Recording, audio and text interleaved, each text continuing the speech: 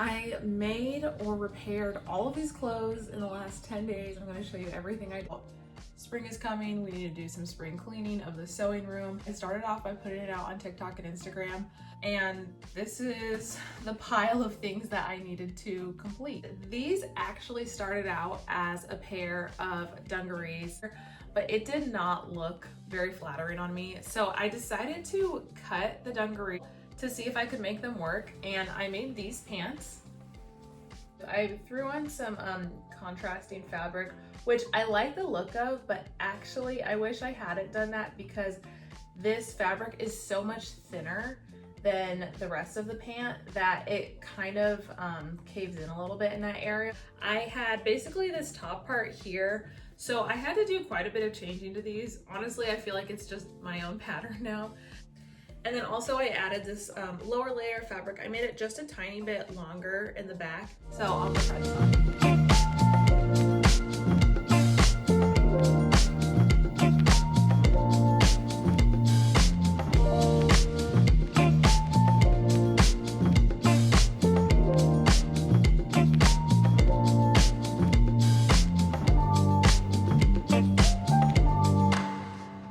Another make was these pants.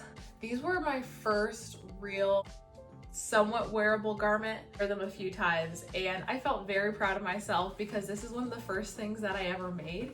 I followed Jess Dang, one of her videos on YouTube, to make the original high-waisted jean version of this from some curtains that I found at Goodwill. I was totally unable to complete and follow the directions on the waistband. That was my fault. Her directions were really good. I did not know how to do buttonholes at the time, so I just sewed in some elastic and attached some buttons by hand.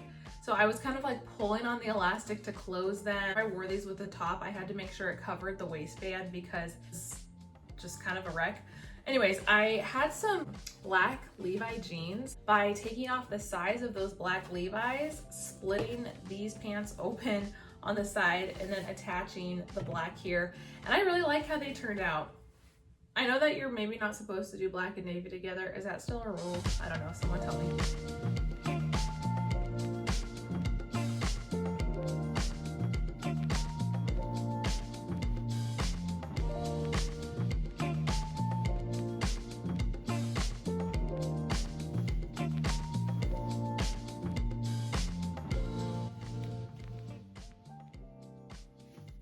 I made this matching set for my daughter. Super cute. I love how the back is open on this. I would have probably been okay just getting rid of them because they were so messy, but this fabric actually came from my grandma's fabric stash, so I knew that I wanted to save these pants and make sure that they could actually be somewhat wearable. So I just took them completely apart and actually followed the seam allowance.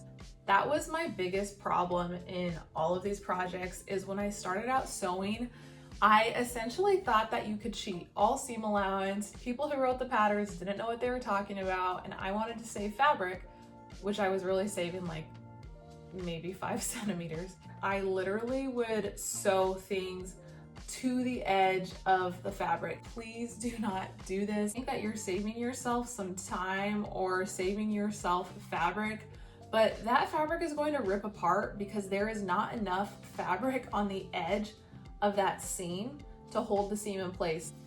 Here is another kids make. I saw the polka dot outfit on the front and I had basically this exact fabric in my stash.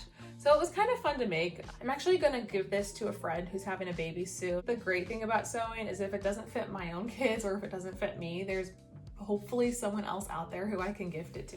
Another vintage pattern make. I am so proud of this shirt. This is Simplicity 5438. You really have to read between the lines with these older patterns.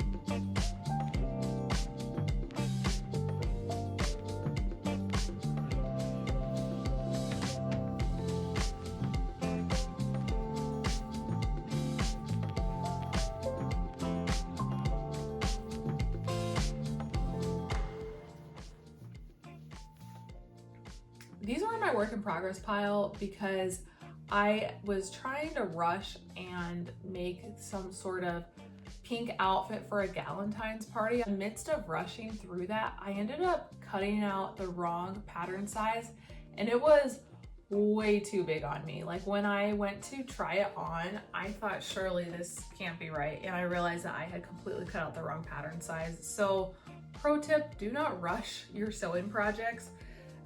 Thankfully I had enough fabric that these were actually really easy to repair. I have one of my own wide leg sweatpants that I know I like the fit of, and cut off the excess fabric and then stitched them up, rolled down the waistband, inserted some elastic, and I came out with my new favorite pair of sweats.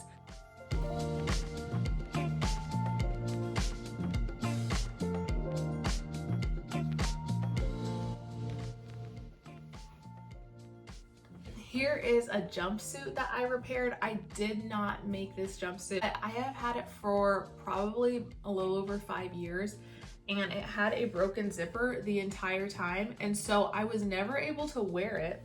And thankfully it actually ended up being much easier repair than I thought it would be. I thought I would have to completely replace this zipper, but once I completely unpicked everything around the zipper area, I was able to put the zipper tab all the way down, and it caught on the teeth and I was able to zip it back up normally. Ended up being a much easier fix than I thought it was going to be, which I'm very thankful, because I think I did this on day 3 or 4 and I was already feeling burnt out. So it was really helpful to have a quick and easy project.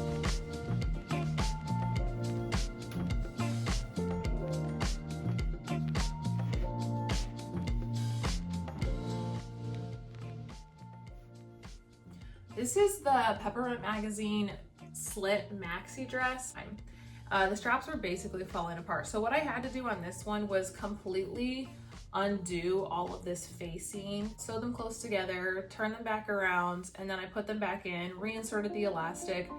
I'm gonna say it again.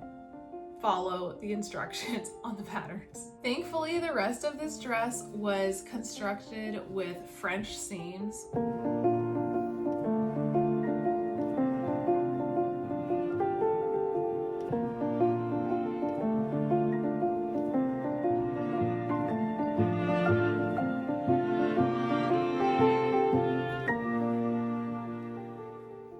One other project I'll just put a picture in because I don't have it anymore is I did complete a zipper pouch for one of my friends. So as far as some things that I learned in this whole process, before I just post on social media next time that I'm giving myself a 10-day challenge, I think I really need to check my schedule and have some sort of plan of how I'm going to accomplish all of the makes that I'm setting out to do. I work full-time as a speech pathologist, and I have a 1-year-old and a 4-month-old infant. And so I have a lot of other responsibilities. So before I go out and publicly commit on social media to finishing all these projects, I definitely need to check in with my personal life, check in with my husband, and see if the timing actually fits our schedule. Another big thing I learned is be honest with posting things on social media. Posted pictures of both of these pants when I first made them, even though I knew I wasn't happy with the fit. Right now, I don't want to put something out on social media or tell my friends like, hey, I finished this new pair of pants, when I don't even like the fit of it, because I do think that that sends the wrong message that I'm able to accomplish all these things, when the reality is I had made these, posted pictures of them initially, and then they went right back into the corner of my sewing room. So that is just my public confession and something I want to hold myself accountable for going forward. That to say, with all the things that I learned, I think the biggest thing when it comes to posting on Instagram and YouTube and TikTok and whatever else, real life comes first. While I feel like I really stretched myself to be creative and to learn time-saving tricks when it comes to sewing, I genuinely was neglecting some things like cleaning my house, and I also was on my phone a lot around my kids, which I really don't want to do that. Anyways, I need to go cut out my fabric and finish this pattern that I signed up to test for someone, And I also really need to go clean my house and do some meal prep. Thank you so much for watching this video. I had a lot of fun sharing all of this with you. I hope that you'll subscribe and join in because I plan to do more stuff like this. I hope you like this video, and if not, I hope you like the next one. Thanks for watching.